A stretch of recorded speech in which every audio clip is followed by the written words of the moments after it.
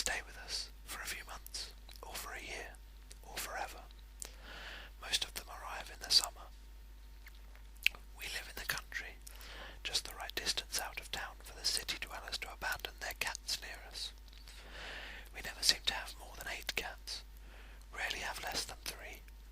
The cat population of my house is currently as follows: Hermione and Pod, Tabby and Black respectively, the Mad Sisters who live in my attic office and do not mingle, Snowflake, the blue-eyed long-haired white cat, who lived wild in the woods for years before she gave up her wild ways for soft sofas and beds, and last but largest, Furball, Snowflake's daughter, orange and black and white, who I discovered as a tiny kitten in our garage one day, strangled and almost dead, her head poked through an old badminton net, and who surprised all of us by not dying, but instead growing up to be the best-natured cat I've ever encountered.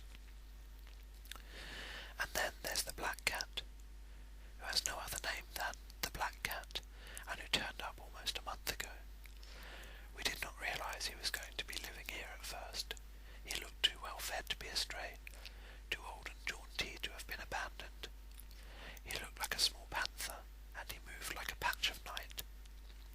One day, in the summer, he was lurking about our ramshackle porch, 8 or 9 years old at a guess, male, greenish yellow of eye, very friendly, quite unperturbable. I assumed he belonged to a neighbouring farmer or household. I went away for a few weeks to finish writing a book, and when I came home he was still on our porch, living in an old cat bed one of the children had found for him. He was, however, almost unrecognisable.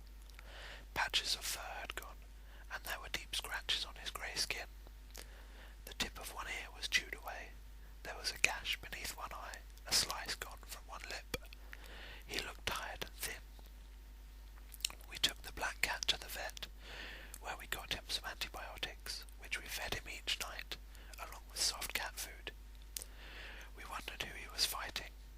Snowflake, raccoons, a rat-tailed possum.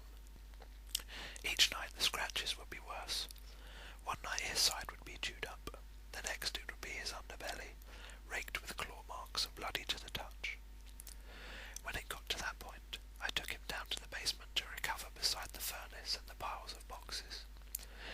He was surprisingly heavy,